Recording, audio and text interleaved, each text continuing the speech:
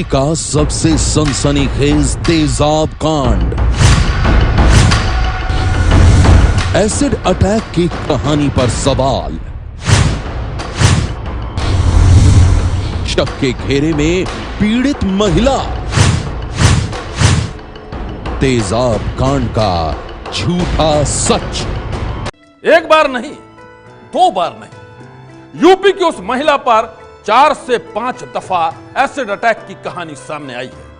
हर बार वो महिला अपने ऊपर हुए तेजाब के हमले की आप बीती सुनाती थी, लेकिन अब वही महिला सवालों के घेरे में है और शक के घेरे में है तेजाब कांड की हर कहानी।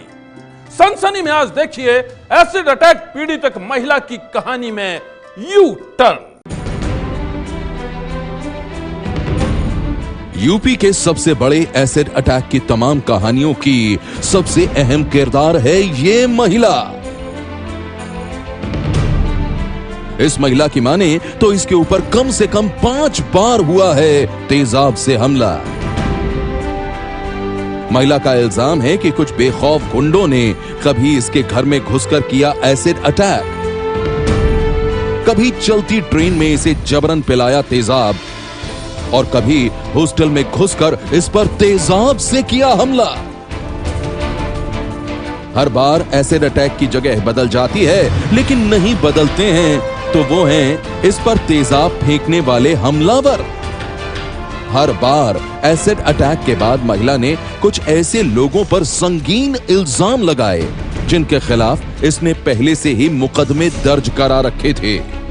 लंबी पुलिसिया तफ्तीश के बाद अब शक के घेरे में है ये महिला और सवालों के घेरे में है इसके तेजाब कांड की कहानियां। यह एक लंबी कहानी है। महिला का इल्जाम है कि उसके ऊपर एक बार नहीं बल्कि 4-5 बार एसिड अटैक हो चुके हैं। लेकिन हम कहानी की शुरुआत करते हैं उस महिला पर हुए सबसे ताजा एसिड अटैक। घटना 4-5 दिन पहले की है, जब महिला की चीखों से उसके हॉस्टल में मच गया था हड़कंप। वो 1 जुलाई की रात थी। यूपी के महिला कल्याण निगम के इस हॉस्टल में रहने वाली वो महिला पानी लाने के लिए उठी थी। अचानक ये हॉस्टल उसकी चीखों से गूंज उठा और देर रात यहां मच गया हड़कंप। देखते ही देखते पुलिस महकमे के आला अफसर भी मौका वारदात पर पहुंच गए।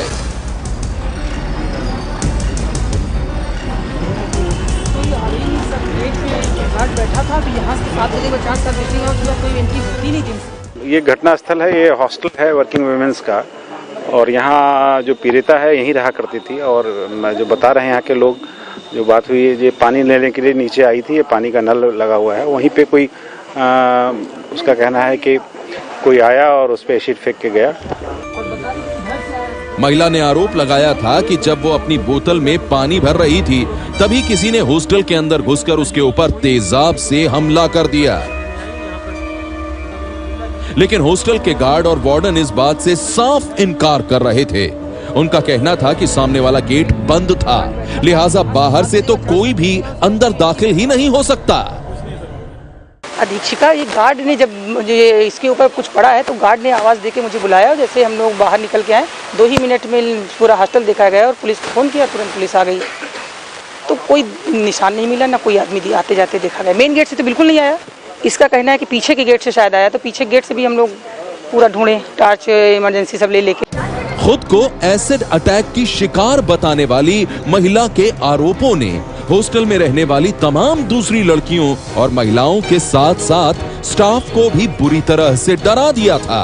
कह नहीं सकते क्या है, लेकिन अगर ये ऐसा हुआ है तो हम लोगों को भी डर लग रहा है कि हमारी 82 बच्चियां हैं। अगर वो हॉस्टल के अंदर तक कोई आ सकता है तो कभी बिमला के धोखे में दूसरी लड़की को भी डाल सकता है।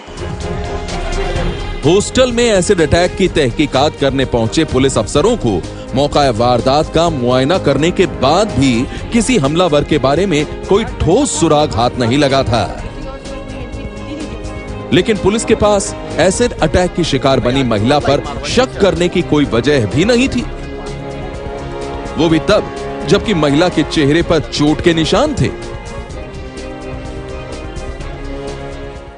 वो अभी ट्रॉमा सेंटर में एडमिट है पीड़िता, और उसको इंजरीज है, ट्रॉमा में थी, अभी बात नहीं कर पाने की स्थिति में थी।